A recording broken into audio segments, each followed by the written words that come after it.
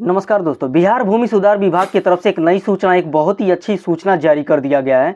जैसा कि आप लोग जानते हैं कि जब आप ज़मीन खरीदते हैं तो ज़मीन की रजिस्ट्री कराने के बाद आपको उस ज़मीन का दाखिल खारिज के लिए ऑनलाइन प्रक्रिया करना पड़ता है। लेकिन ऑनलाइन प्रक्रिया दाखिल खारिज का बहुत ही कठिन होता है, बहुत ही जटिल होता है। तो अभी बिहार के लोग जो भी दाखिल खारिज के लिए ऑनलाइन आवेदन या ऑफलाइन आवेदन कर रहे हैं, तो लगभग 95% यानी कि 95% लोगों को दाखिल खारिज कराने के लिए पैसा देना ही पड़ रहा है। अगर वो पैसा नहीं दे रहे हैं तो उनका जो भी आवेदन है उसको पेंडिंग कर दिया जाता है। अगर इस बात से अगर एग्री नहीं करते तो मैं आपको एक प्रूफ दिखाता हूँ। यहाँ पर देखिए, दिलीप जी 6,000 रुपया दिए लेकिन इनका दाखिल खारिज नहीं हुआ। इनका कमेंट देख लिया जाए। देखिए, लिखते हैं कि सर जी, मेरा नाम दिलीप कमात है। मैं ग्राम कुरसो और पोस्ट कुरसो का रहने वाला हूँ। नदीमा आंचल ताराडीह का रहने वाला हूँ। मेरा भी 2 जमीन का दाखिल खारिज कैंसिल कर दिया। देखिए, यहाँ पर कर्मचारी जो है वो सीआई पद पर है और ये दिलीप जी से 6,000 रुपया लिया है, लेकिन दाखिल खारिज भी नहीं किया है। उसको भी अभी कैंसिल भी कर दिया और पैसा ले भी लिया है। फिर क्या है कि मैं यहाँ कर्मचारी का नाम हाइड कर दिया हूँ। जिसको भी कर्मचारी का नाम जानना है वो कमेंट करे, मैं उनको बता दूंगा। तो इसको देखते हुए बिहार सरकार ने दाखिल खारिज का जो प्रक्रिया है ना, उसमें चेंज कर दिया गया है, उसको बदल दिया गया है। जैसा कि मान लीजिए आप दाखिल खारिज के लिए अप्लाई कर दिए और 1-2 महीना हो गया और उसको अभी तक कोई भी सूचना आपको नहीं आया है, यानी कि उसको पेंडिंग रखा गया है किसी भी कारणवश लेकर, यानी कि आप पैसा नहीं दिए हैं तो उसको पेंडिंग रखा गया है। और आपसे पिछला भी कोई भी दाखिल खारिज के लिए आवेदन कर दिया और आपसे पहले उसका दाखिल खारिज कंप्लीट हो गया। क्यों कंप्लीट हो गया? क्योंकि वो पैसा दे दिया है। तो अभी क्या है, इसको लेकर एक सूचना जारी कर दिया गया है कि ज़्यादा दिन तक दाखिल खारिज पेंडिंग नहीं कर सकते ये लोग। पहले जो आवेदन दिए हैं उनका ही पहले क्लियर करना होगा। अगर पेंडिंग करना है तो पेंडिंग दिखाइए और क्यों पेंडिंग किए हैं ये भी बताइए, कारण बताइए। तो इसी को देखते हुए सरकार ने फर्स्ट इन और फर्स्ट आउट का जो प्रावधान निकाला है कि जो सबसे पहले आवेदन करेंगे उन्हीं का पहले आवेदन निकालना पड़ेगा। या तो पेंडिंग निकालिए या तो अप्रूवल निकालिए, और नहीं तो पूरा कारण दीजिए कि क्यों इसको पेंडिंग रखे हैं। सरकार के द्वारा ये प्रावधान लगाने से अब जनता को लाभ क्या होगा, इसके बारे में आपको बताता हूँ।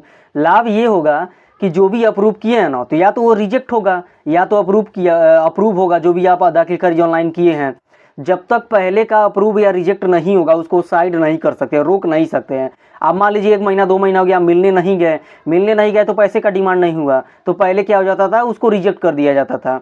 तो अब ऐसा नहीं है। अब उसको या तो अप्रूव करिए या तो रिजेक्ट करिए, और ये दोनों कारणों में उनको कारण देना होगा कि क्यों उनका रिजेक्ट है, क्यों अप्रूव है। अगर कारण गलत लगा सरकार को तो रैयत से संपर्क करेगा। जैसे वो बोल दिए कि इनका डॉक्यूमेंट सही नहीं है, तो आपसे संपर्क जब किया जाएगा तो आप बताएंगे ना डॉक्यूमेंट सही है क्या है, तो ये कारण हो जाएगा। सरकार के द्वारा बहुत ही अच्छा खुशखबरी निकल कर आ रही है। ये दाखिल खारिज को लेकर जो सेकेंड अपडेट है उसके बारे में आपको बताता हूँ कि पहले क्या होता था कि आप मान लीजिए दाखिल खारिज के लिए अप्लाई कर दिए तो उसको वो लोग रिजेक्ट कर देते थे। समझिए बात को, रिजेक्ट कर देते थे तो बताते थे आगे, मतलब अगले ऑफिसर को बता देते थे कि इनका नाम मैच नहीं हो रहा है, खतियान नहीं मैच हो रहा है, इनका जो रकबा नहीं मैच हो रहा है। छोटा मोटा मिस्टेक, एक पॉइंट वाइज मिस्टेक हो रहा था और वहाँ पर दिखा रहे थे। ये हो या ना हो उसका जरूरत नहीं है, मेन मिस्टेक तो यही हो रहा था कि आप पैसा नहीं दे रहे थे उन लोगों को। लेकिन ये छोटा छोटा मिस्टेक आगे दिखाया जाता था। तो सरकार समझ गई कि छोटा मोटा जो भी मिस्टेक आ रहा है, इसमें सबसे बड़ी मिस्टेक तो पैसे की है, चढ़ावा नहीं मिल रहा है।